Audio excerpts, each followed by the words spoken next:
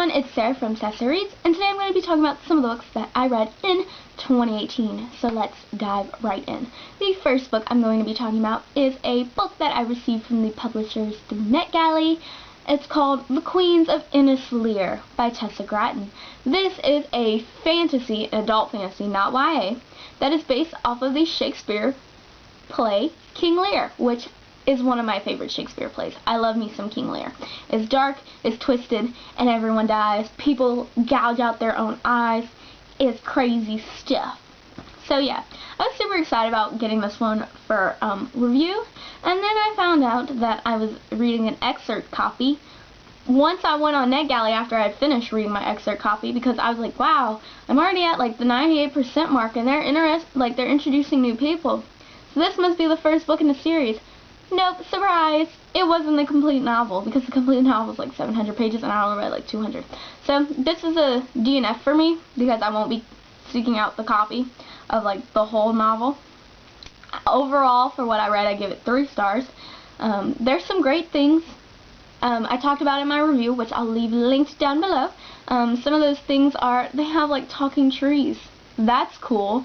The sisters, I think they're closely adapted to Regan, Goneril, and Cordelia. Their names in this adaptation are called Gala, Regan, and Elia. And yeah, I like that. But they expanded upon it further. It got really dark because these women deal with like miscarriages and stuff, and it's sad. So yeah, I liked it though. And then the most interesting thing about this was that Gratton included a new character based off of the Fool, but in the Fool's daughter. So the Fool is there doing his Fooly things, but his daughter has a point of view, and I really enjoyed that. I thought that that was so brilliant, and I was like, wow, I like this. So yeah, I enjoyed it. And also the Fool is still awesome, even in this adaptation, because he's great. He's got the best lines in the play, and he's got the best lines in here too. So yeah, it's good for like, I only read the first 200 pages. Nothing really happened in those 200 pages, so it's obviously slow. The lyrical prose is too flowery and a little too much for me and my liking, so I gave it 3 stars. It's all pretty solid, but yeah. So let's move on to the next book. The next book that I read is an ARC copy that I got from First to Read, and it is I Have Lost My Way by Gayle Forman. I haven't read a Gayle Forman since high school.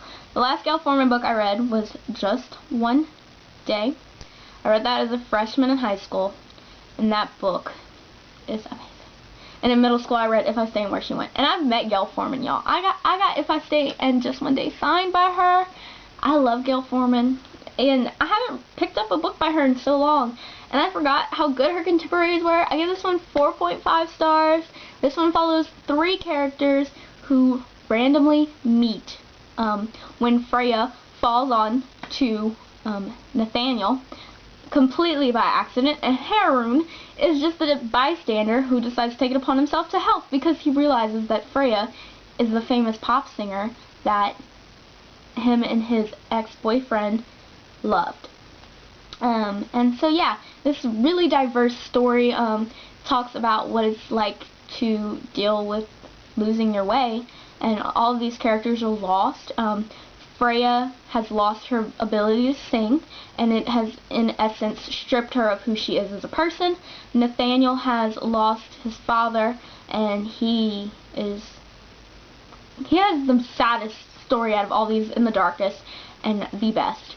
And then I don't want to say too much about it because I don't want to give it away. And then Haroun is a Muslim American teenager who identifies as gay, and this is really hard for him because of the religious upbringing that he has with his family and his fear of how they will treat him when they find out. And so yeah, it was beautiful, y'all. I was tearing up because I forgot Gayle Forman does this thing where like she ends her books, but like she doesn't end them. It's all very open-ended, and that's what I love about her, because like it feels realistic to like the scene. It's like not all stories in our life are gonna have like this final ending, and I just love that about Gail Forman, y'all. Pick up I Have Lost My Way because it will get you in the feels. The characters are great. The storyline is beautiful. Gail Forman can write. She's one of the best contemporary writers out there. I don't read contemporary, but I will always read a Gail Forman book because now my love shows that even high school and middle school Sarah knew what she was talking about. Gail Forman still got it. She's a good writer. I'm going to go and pick up all the books that I haven't picked up since Just One Day because I've missed out. So I need to get back on the Forman train. The next book I read was another arc. I know, y'all are like, wow, you read a lot of arcs. I get sent them, I read them. At least I'm trying to for this year. It's a goal. That's why I'm reading so many of them. I read School for Psychics by K.C. Archer, and I gave this one 1.75 stars. This isn't a good one, folks. I don't really recommend it. It's fun. It follows this girl named Teddy who has the ability to know and read people while gambling, and it's gotten her into some trouble in Las Vegas. And she is offered the chance to go to this nice school for psychics so she can hone her ability and use it to fight bad guys, like with the FBI and stuff. The writing was juvenile. The characters were juvenile. The dialogue was cringy and mediocre. The plot was predictable, and the ending was boring because all the fun stuff happened in the middle, and then it went like this, and I was like, shouldn't we be going up? Because, like, the story arc for this story didn't go, whoa! It went like, boop, boop, boop, boop, down fast, and then it didn't go back up at all, so I was like, this is not good. So, yeah, I have a review for it. I will leave it linked down below. You can go read my thoughts on it. It doesn't seem to be a favorite with other reviewers who've read arcs from what I remember when I went through the reviews. Yeah. I don't recommend it. At least it wasn't for me. And then I read Gerald's Game by Stephen King because, you know, it's been a while since I had read Stephen King. So I picked this up in April, and I flew through it. Oh my gosh, was this a wild ride. It follows Jessie, and she is chained to the bed after her husband. They end up, like, doing this, like, sexy thing, and, like, at first it was fun for her, and then, like, it kind of became like a rape scene, and she's like, stop, like, I don't want to do this. And then he had a heart attack because she defended herself and she kicked him, and he died. And now she's handcuffed to the bed in the middle of nowhere, and there's a dog prowling around outside who hasn't eaten in days, and there's something else lurking in the dark, something that may or may not be human. Plus, Jessie has to come to terms with her past. This has a connection to Dolores Claiborne, which is one of my favorite Stephen King novels, which also focuses on sexual assault of young women by their fathers. So keep that in mind. Trigger. This is a very dark novel. It's uncomfortable to read because the scenes with her father were disgusting. That man was gross. Like, ew. And he was like grooming her, and I was like, this makes me want to throw up.